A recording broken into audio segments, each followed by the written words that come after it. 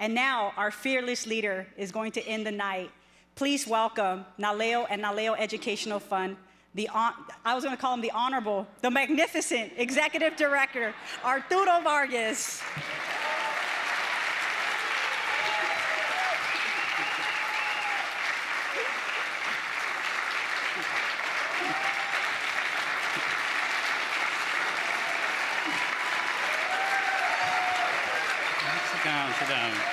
Sit down, please. Thank you so much. First, boy, this is going to be tough. It's a tough act to follow, Congressman. Thank you. Thank you so much for your generous remarks, but most of all, thank you for your leadership and your service to America.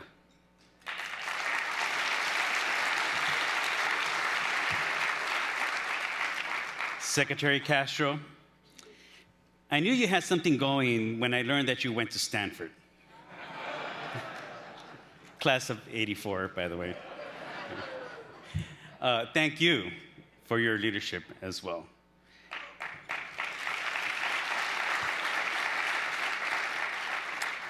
I also want to extend my personal appreciation to our boards of directors, our board leadership, the sponsors of our 33rd annual conference, all of you. Special thank you to my colleagues, the staff of the NALEO Educational Fund, who make all of this look so easy. We had some very special sponsors of just tonight's dinner. So I would like to acknowledge AT&T, Pacific Gas and Electric, Abbott Nutrition, Amplify, Arizona Public Service Company, Baptist Health South Florida, FedEx, Garcia Hamilton and Associates, LP, GlaxoSmithKline, Honda, Johnson & Johnson, Pharma, Salt River Project, Takeda Pharmaceuticals USA, Inc., Antonio Burgos and Associates. Thank you for your support this evening.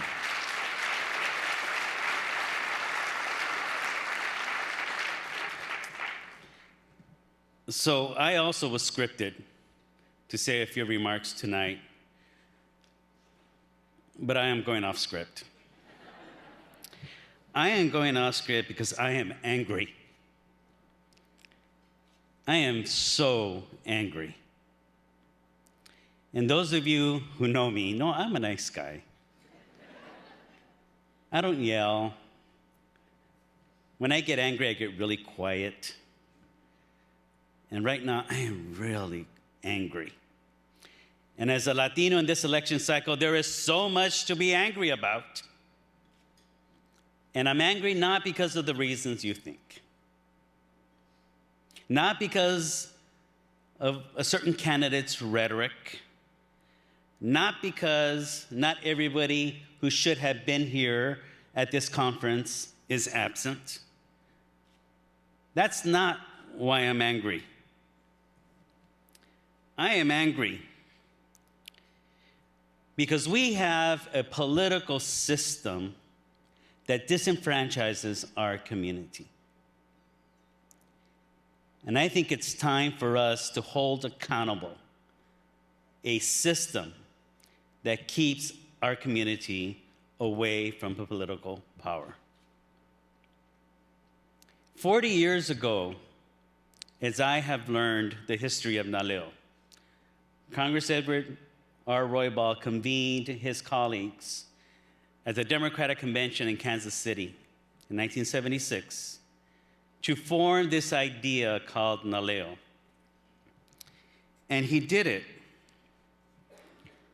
because of discontent with his own party, that his own party, the Democratic Party, was not doing enough to support Latino candidates, to support Latinos in leadership roles of his own political party.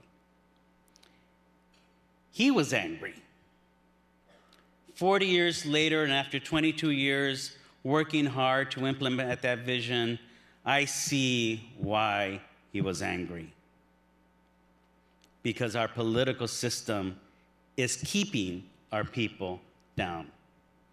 Let me tell you what I mean by that. We know that in November, there will be 27.3 million Latinos eligible to vote in November.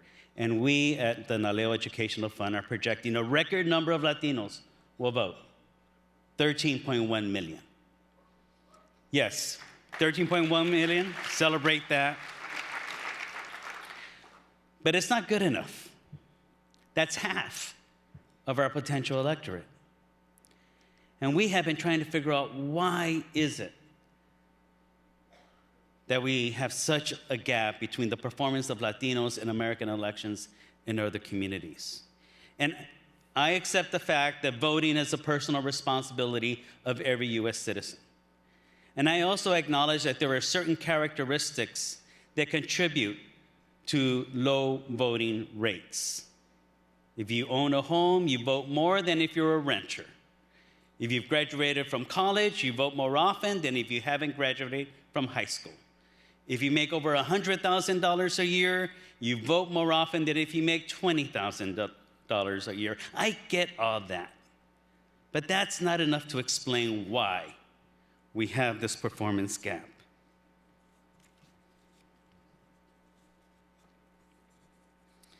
So we've undertaken at NALEO trying to understand what we call the great unengaged.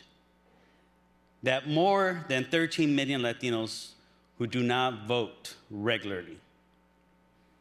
And people tell me, you know, Arturo, it's that they don't care. That's why they don't vote. They don't care. Let me tell you something. Latinos care.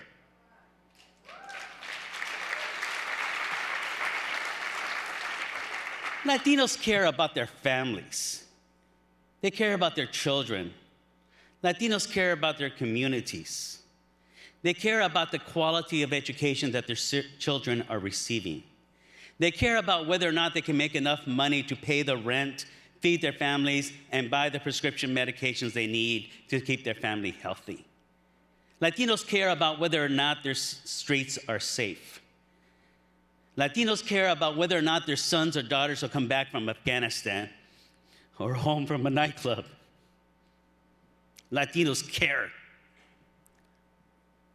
Our problem is that they have lost faith that voting would make a difference. And why is that? And that's why I'm angry. Because I'm seeing it happen right now in this election, the disenfranchisement of our community. Already, there has been announced a dump of money to rile up Latinos to vote in 3 states: Florida, Colorado, and Nevada.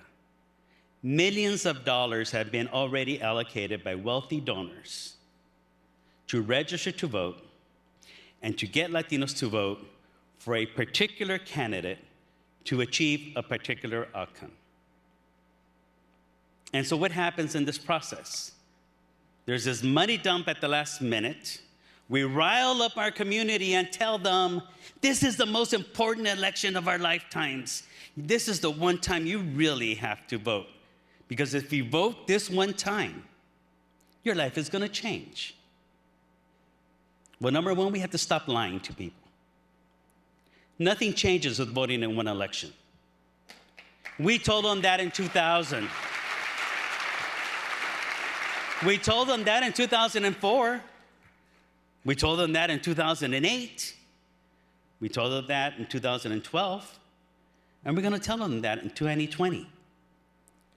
This isn't the most important election of our lifetimes. Every election is important.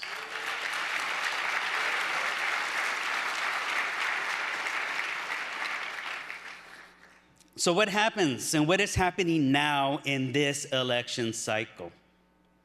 This money dump for partisan purposes, the partisan manipulation of our community to achieve a certain partisan outcome.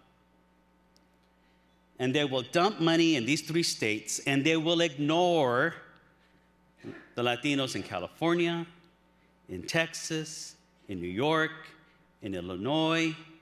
And then we wonder why people think that voting has no connection to their lives, when no one comes and talks to them about their issues, about what's important to them, because no one's going to come campaign in California and Texas. They're too busy being in Ohio or Wisconsin and speaking only to those Latinos in Florida, Nevada, and Colorado.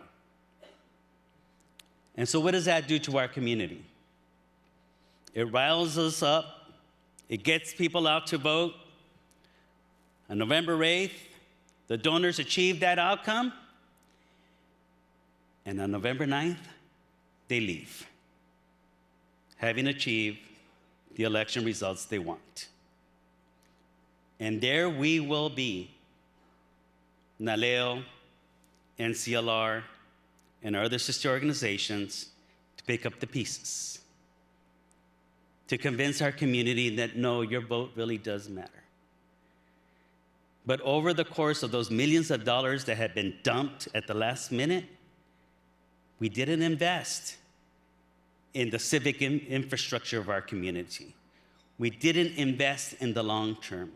We didn't invest in mobilizing our community for all elections. We have to stop acting as if it's just about the next November. This is about the next generation.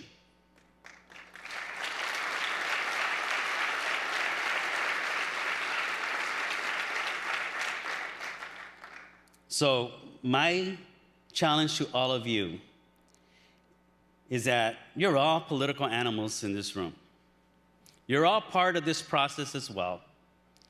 We understand elections. We understand why candidates reach and talk only to likely voters and ignore the ones who never vote or vote sometimes or aren't even registered to vote. But that's where our community sits, and that's why they believe the system doesn't work for them. So we, as Latino political leaders that we are, need to hold our political system accountable and say enough. Stop using our community for your own partisan outcomes, and it's time to invest in our community so that we can truly develop political representation and power in this country.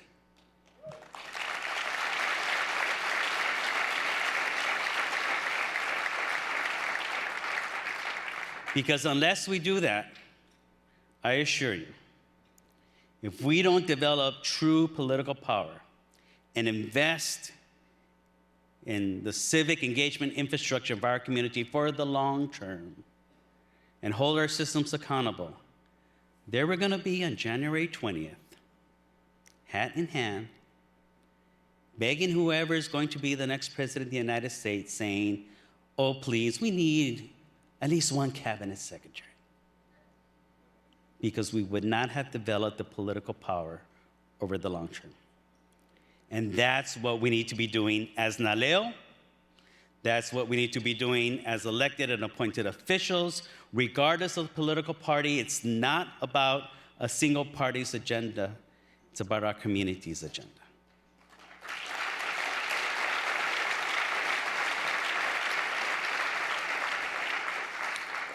And so that's what this election really is about for me. And that's why I'm angry, because I see what has happened over decades of disenfranchisement of our community. And it's time for us to stand up and to hold accountable the very same political systems that we are part of and say, you have to invest in our community for the long term and ensure that we truly are part, fully part of the American political process. So thank you for being here this evening. We've celebrated 40 years. We have 40 years to go for the next big chapter. If we're going to change where we truly are, it's going to require all of us working even harder to make sure that we truly integrate our community into the American political process. Thank you for being here this evening. Thank you for celebrating our 40th anniversary.